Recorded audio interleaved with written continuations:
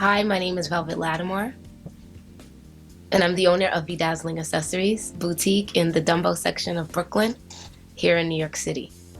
My boutique specialty is that I curate many different artists who are of color. So I have all of their handmade designs that are locally made here in New York City in my shop. What inspired me was I worked in a production world for many years. I've always loved fashion, but I'm a lover of accessories. I love handbags and shoes and hats, and I've always loved that. And when I decided to open a business, I thought many of the different designers that I've worked with don't look like me. And what inspires me is the hard work of the many different people who are hand making their items and looking exactly like me, and they're making it work every day, and they're out here and they're grinding and they're hustling. So I want to provide a vision and a space for these hardworking individuals that continuously inspire me each day. So that's a huge inspiration. Well, I opened the boutique in 2011, but I started my business in 2007. I started the business kind of part-time out of working. I was a production coordinator, as I said, for an apparel company.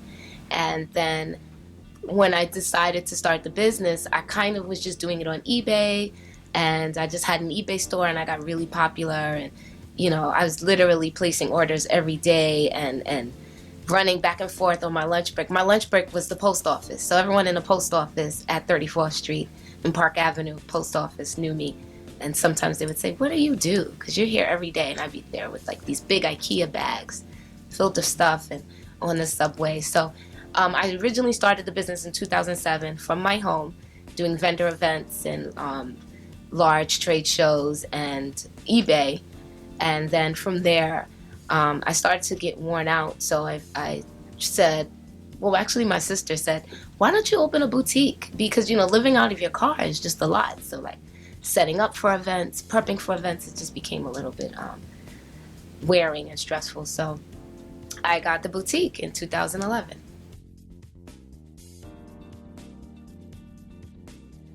Recently, SK Wilbur, he is a designer that I work with. I also co-founded a nonprofit with him. One day he was in my shop, and I'm always urging designers, be at the shop a little bit more, because your story is important. I can translate your story, but it's nothing like you being here and saying, "Hey, I made this piece." So he was here one day, and this guy comes in and he's buying something, and he says, "Wow, that's a nice bag." And Wilbur's here, and Wilbur says, "I made that bag." And he goes, "Really?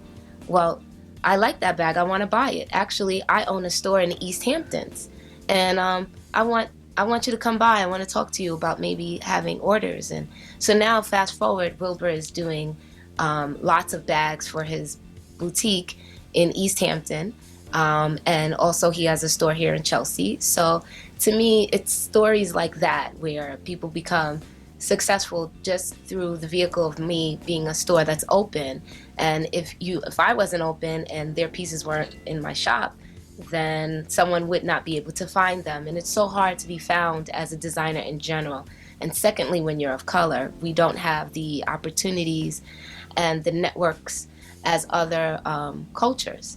So I feel like I was destined to do this and be like the middle person, the middle passage, as you would say, for accessories designers. And that was a really good thing, because now he's going to be doing a show soon in the Hamptons. So I'm like, oh, great, And not just him, there's other stories like that, but that just happened like last month. In 10 years, I would like for Vedazzling Accessories to be in other locations. I've co-founded Black Accessories Designers Alliance, which is it is a nonprofit organization for people of color who are accessories designers. And what we do is we foster and we nurture and we support and we empower other accessories designers of color. And we also help with getting connections, mentorships, internships.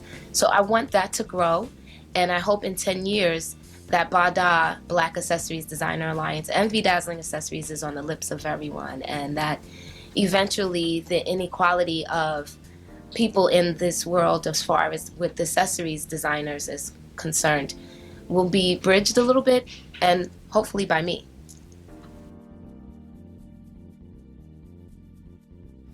Ooh, I can't wait to get this money, and I can't wait to receive it. And once I receive it, what I look forward to doing is paying for rent. Rent is so expensive here in Brooklyn. It is growing now that Brooklyn is so popular. When I first moved into this area, it wasn't as popular. Now it's super popular. So in order for me to keep the doors open, I need funding, and I'm hoping to use that funding to keep the doors open so that a lot of the artists that are locally based can still have a voice and showcase their items. Secondly, I want to put the money toward education. We, or myself and my partner, we're going to be having a panel discussion on how to break into the business of fashion, more so accessories, the accessories business, which is really tough. So that production is very expensive, and that I could use the funding for. It is going to be November 14th, and putting on advertising, finding space, location, all of that is really expensive, and I could use help with that. Also, last but not least, I do a fashion pop-up every single year, every season of New York City Fashion Week. This season will be September 12th, and it is expensive. It keeps growing, it keeps getting larger, and the expense for it is just starting to get high. This pop-up is to showcase all different designers that are in the accessories-based world, and they're of color.